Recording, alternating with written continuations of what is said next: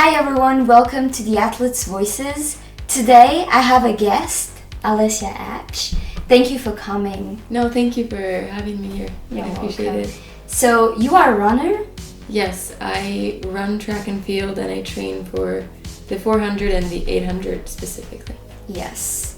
So first of all, why did you choose running as your sport? So growing up, I always was very active and tried a different range of sports, and I really liked tennis. But when I moved to Canada to finish my high school, because my dad's Canadian, winters were very cold and it was not possible to train indoors for tennis, but there was a track team, and at the time I also was doing track back in Switzerland. I was doing track and tennis, and so I just decided to concentrate in running and met amazing people and friends, and then continued doing that. Mm-hmm. So how long has it been since you started? I started when I was probably 13, so maybe 10 years ago, but it was never very concentrated for 10 years. It was just for fun for a lot of time, and then maybe 5 years ago I started really putting all my energy into it. Yes. About like your competitions, what kind of competitions have you been training for and you went to? So I guess I train for mostly the outdoors summer season. Mm-hmm. But when I was in university, I competed in the indoor season during the winter, because in Canada it's very hard. So we do competitions inside, and so I'm mainly at the university level, and then when I came back to Switzerland, always just at a national level. Mm-hmm. But I was, unfortunately, I experienced a lot of injuries, and so that got me sidelined from competitions for a long time. Yeah, you touched on that earlier on. You talked about like REDS, which is relative energy deficiency in sports. Mm-hmm. Tell me a little bit more how it started and how is it going now? So I had no knowledge on what REDS was, and when I was in Canada before the pandemic, I just started training really hard, and I guess I just didn't realize what my energy needs were for training that much, and eventually I started just losing weight and enough for my period not to come back. But at first I wasn't really seeing it as a signal. I just thought, I had also heard that many female athletes go through that, miss their periods because they train so much, so it kind of was normalized. And eventually I started getting stress fractures, and I think it was just because I just didn't have enough energy for even my body to adapt to the training and function really well. And when I had spoken to a few doctors about my fractures and mentioned that I didn't have a period, it was also normalized. It was just they just said it's normal. In female athletes, it's just normal. And so I never really saw it as something that I had to worry about. But then it got to be 2 years without a period, and then it's a long time. Yeah. And so then I worked with a sports dietitian who helped me understand what my fueling needs were and get to a better place for hormonal balance. So things are better now. Do you feel like at the time you weren't being seen or heard by people in the field, that being maybe coaches or doctors? I definitely think so. I remember my mom thinking also it was a problem, that it's not normal not to have your period. And I was listening to also podcasts about how important it is to have your period as females, but as athletes too. And so when the doctor just said it's just a normal thing, it did seem like you're not seen. And I knew deep down that it was a problem, because I knew my body wasn't recovering as well as it could be. I couldn't train as well as I wanted to. And so I knew I had to do something about it. Yeah. Yeah. Do you feel like you have to train differently to keep your period? Meaning, do you have like specific trainings at certain times of your period, or even like eating? How do you eat according to that? Yeah, I know now, I think there is more talk about cycle training, and you train based a bit more on your cycle. I never really did that. I think it is worth trying to listen more to your body, and maybe on your period you're more tired and so you adapt to your training. I think it's important to be flexible. I never really did that, and I think maybe in the future I'll be much more careful and see the red flags for me, given that I have history of having a missed period for 2 years. I need to really focus on being able to keep my energy balance quite high, and I know that for me is being able to take a rest day and being able to eat enough. And I think in terms of eating, I think it's very individualized. Everybody has a different approach, everybody needs something different, but at least I know that my energy needs are quite high, and even on days where I maybe don't train, I still need to eat quite regularly, meals and snacks. And I think even just in terms of macronutrients, like even just the fats, I think are very important parts in like especially like a woman's diet, and often those get sometimes neglected. Or even carbs. I think for a long time I thought carbs were the enemy and I just didn't eat enough of them, and of course I just didn't have enough energy. And yeah, so I learned a lot. Yeah, I think it's becoming more common knowledge, even like health in general for women, but for so many years, like even like scientifics, how they were like doing research based on men, especially athletes. Yes. So I think there's a lot of improvement there, and it's starting slowly, but definitely. Yes, I think there definitely has to be more talk about it, because I think in general society has demonized like eating in a certain way, and you have to eat this way, and that's the wrong way of eating. And sometimes we forget as athletes that you can't do what the necessarily general public is doing.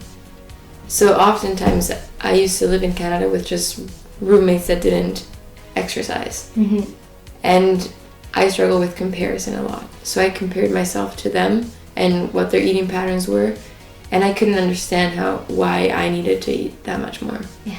So I just ate what maybe somebody who didn't exercise ate, and it was just not enough. Yeah. I think, speaking of comparison, I think because you have such a different lifestyle to like regular people who just don't train that much, definitely your energy needs are way higher. Did you also compare yourself? Like, what's your relationship towards your body? I think it has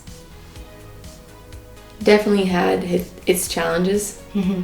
I think growing up, I had a really healthy relationship with myself. I never really thought about it that much. And I was always involved in sports, but never for the appearance, just for the performance and for having fun and all that. But then when I started to develop Red S, I think that's when my intrusive thoughts around my body started to be a bit more loud. And I think that's because, given I was not full of energy and I had a lack of energy, there's also not enough fuel for your brain to function well. And so I started seeing myself differently despite me having been underweight. And I think that improves when you start eating more and being more in balance. You start having a better approach with yourself. But for a long time, especially when I was having to gain weight, it's not easy. Yeah. To see your body change. But I also noticed that I had more energy to just be fun and be a normal human being, and more energy to sustain workouts, more energy to recover, way more flexibility with life. Mm-hmm. So there's many more positives. But I think body image is a struggle for many women and men too, but it's not easy in a society where we do put a lot more emphasis on being slim or muscular or having a certain physique. Yeah. And when you are not that, it's tricky. And I think in the running world, I also compared myself to a lot of runners. Yeah. And you see them with a certain body type, and you assume that you're supposed to be that way. Or even when I was underweight, a lot of people would say, you have the runner's body. Yeah. So I got a lot of compliments. You look like a runner. And so it's hard when then you have to gain weight and then perhaps your body changes, to remember that you don't necessarily have to look like every other runner on the track. Yeah. And everybody has their own physique, right? Yeah. Yeah. Yeah, I can imagine it's really hard. Especially, like, as you said, like, I think men definitely have that too, but women have that way more, because it's as if, like, your value is based on how you look. Yeah. You know? Absolutely. It's crazy. It's everywhere. It's in the magazine. It's in the stores. It's even clothing. I find that a lot of the sizes don't tailor to everybody. So, yes. And I think a lot of people, even when you watch TV, I mean, I grew up with a father that might say, she doesn't look like an athlete. Mm-hmm. So we'll watch TV, we'll watch the Olympics, and comments like that of, that girl doesn't look fit, doesn't look like an athlete, and yet she's at the Olympics, makes me understand that there isn't one look fits all. But I think society does think that to be an athlete, you also have to look like one. Mm-hmm. You have to have a certain body to look like an athlete. And I think that's completely wrong, because depending on what sport you do, you might have just different bodies. Yeah, you definitely nowadays need to be like way more like physically better, because things are getting harder, but also mentally. Do you have any mental coach or something like that is helping you with all this like recovery process and also like shifting your mind, or did you do everything by yourself? So I worked with a sports psychologist, and she was more involved in helping me deal with race anxiety. So I used to stress a lot before a race, and we used to talk about tactics, we used to talk about ways to calm myself down, to just be in the moment and get to a race. But in terms of recovery and how to deal with my body changes, or just mentality around food and my body and the sports, that was a lot due to like my sports dietitian, who helped me a lot, and working with a therapist helps too. Yeah. So that's an ongoing work where I used to maybe during recovery see them way more often, but I think it never really stops. So it's a maintenance now work. Yeah. You know? That's good. And that's really hard work, actually, to completely shift your mentality to like, it's not my body, how it looks, that is defining me, but it's like how much better I can recover, what's my performance like. Yes, and I think you're right. It's just hard when maybe people around you don't quite understand what process you're going on. They might have not even understood why you needed to gain weight in the first place. And when around you there's a lot of diet culture messages, it's tricky when you're doing the path that goes opposite to what other people think is right. So I needed to really focus and listen to what my therapist and sports dietitian were saying, and maybe find even resources online of people that were spreading that message really helped me. Yeah. Mm-hmm. You mentioned briefly your dad and your mom. They both were athletes. Can you talk about it a little bit? So my dad was a professional basketball player for Canada and went to 2 Olympics. And my mom was a professional runner in Switzerland and was Swiss champion multiple times. And so that definitely, I guess, had an influence on me and my siblings and how we grew up.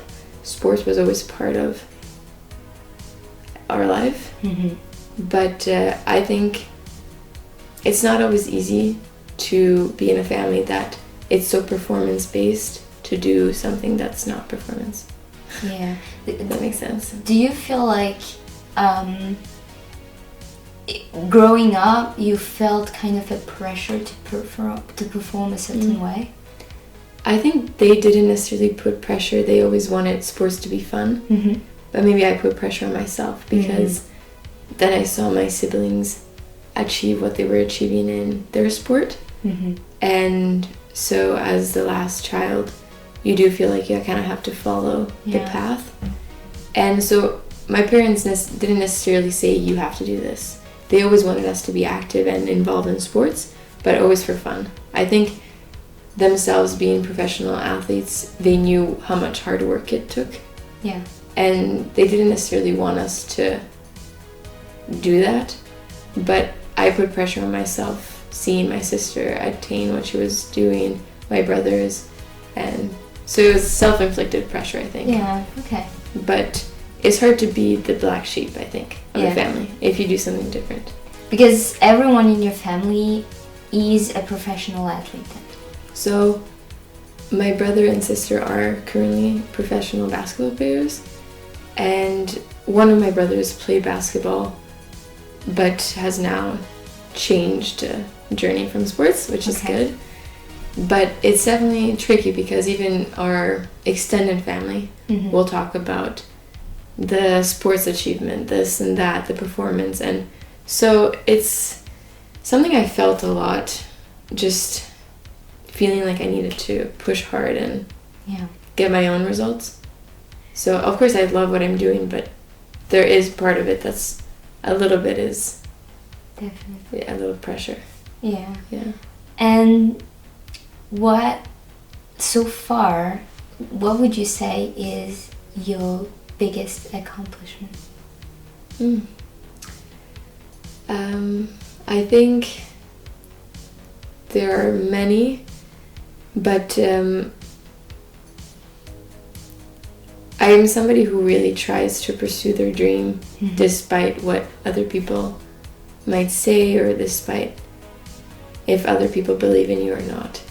And I think I'm kind of defeating the odds, if that makes sense. When I was growing up and when I was involved in track and field, I was never the fast one, nor did I have the biggest endurance for longer distance events. And I think that was just because of poor coaching. The clubs that I was involved at, they only looked at the specific talents that you saw right out of the bat. And I was somebody who just needed to work hard. And so I was just put on the side, and I think eventually I got a coach that really saw something in me, and we got to explore different avenues and see that actually my endurance was way better than my speed, and so that I was more tailored to longer distances. And so I never stopped believing, if that makes sense. I just kept going and knowing that I wanted to do it, and I definitely got people that said, maybe you should change sport, maybe this is not your avenue. But I really wanted to do it, and so I just never stopped doing it. And I think at university when I was competing, there were times where I competed alone. I went to these big track meets where there were a lot of university teams, but I was an individual athlete. Yeah. And so I'm proud of how I handled those situations where you're involved with, you're there with so many teams and you're there alone, and yet you're competing and you're doing really well. And also I'm proud of like the recovery journey, which isn't easy.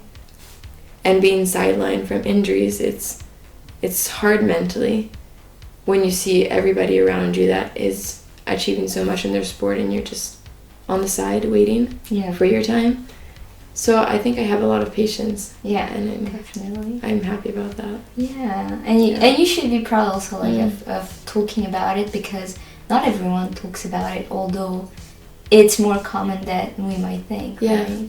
I think so. Especially even missing periods. I think a lot of female athletes might not talk about that. Yeah. Because it is something that is alarming at times. You know, if you say I have a missing period, for me, if a runner says that, I say, well, there's something going on there. Mm-hmm. And so maybe some athletes don't want to stop their sport, and having a missed period might mean that you have to change how you train. Yeah. So it's not very talked about, at least in the runner's world. Not enough. Yeah. And I think going back to the patience thing, like, it's scary to tell yourself, oh, I'm gonna change things. Maybe that means like I'm taking 1, 2, 3 years where I kind of like slow down, because athletes also, like, it's a career where you're very young. Mm-hmm. You start very young, but then you also like finish pretty young. Yeah, absolutely. I think that's the thing. It's just I never had that patience. When I was struggling with Red S, I just wanted things immediately. Yeah. And when I had this injury, this foot injury, that lasted a long time because my body was just not able to heal. I remember one doctor told me, take a year off, a whole year off from running. And I looked at him and I was like, no, that is not possible. I just couldn't believe he mentioned that. And I did take a year off, and it was the hardest year. It was very hard. And I think throughout the year I kept thinking, I'm going to get back to running before a year. I can't hold a year. But I did. I trained different ways, and it was very tricky. But I think my body needed that year from impact and from running and from that pressure that I was always putting myself. And now I'm back to running and back to training, and it feels nice. It feels I am much more grateful, even for just simple runs, even warm-up runs. Yeah. I think I don't take them for granted anymore. But initially that year it's mentally very hard, and I was doing the bike and running in the water and swimming, things that weren't fulfilling me the same way. Do you think it's also hard to step aside when you fully identify as an athlete? Yep, I think so. I felt like I didn't know what I was or who I was anymore. And I talked about that to my therapist a lot. I felt as soon as I was injured, I just didn't know what to do anymore, because a lot of my days were maybe organized around training, and when you're injured you just don't know what to do. Yeah. And it did make me understand that it is important to have other avenues and other things that bring you joy and that sense of achievement. But initially it just made me feel like I wasn't an athlete or a runner, because it felt strange saying that I run track and field when yet I wasn't running. Yeah. It just felt strange. Yeah. Yeah, I think most people, whatever they're doing, we need to get lost sometimes to find ourselves. Absolutely. And it's scary though, because you just don't know. It's scary not knowing. The unknown is very uncomfortable. Yeah. But I think now you maybe have more resilience, right? Like you know that if you have to step aside, you know that you can handle it, right? Yeah, I think I definitely have a bit more self-awareness, and even body self-awareness. So when I feel like a niggle come up, I know that maybe it's not worth pushing through. Whereas past me was just go, go, go, and I have muscle pain. No, I'm just going to keep training. And then it just gets worse, and then you have to take more time off. Yeah. So now I have a bit more intelligence, and when I feel pain, I just maybe just switch up my training and just calm down a second for it to get better. And a little bit more patience and grace with myself. I think before I needed to have the perfect training sessions every day. It had to be great. Whereas now I know that it's not possible.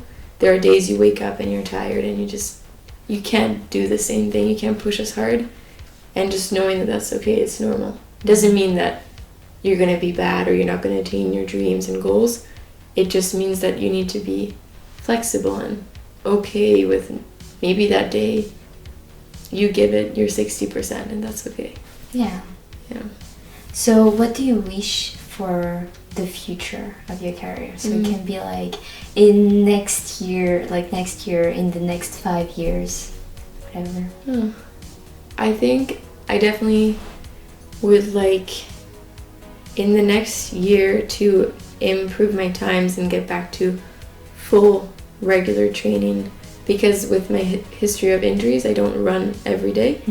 So just increasing my running days, and next summer competing in Switzerland for the summer season, and for the next 7 years I think I have big goals which might be scary, but I think it's important to dream big,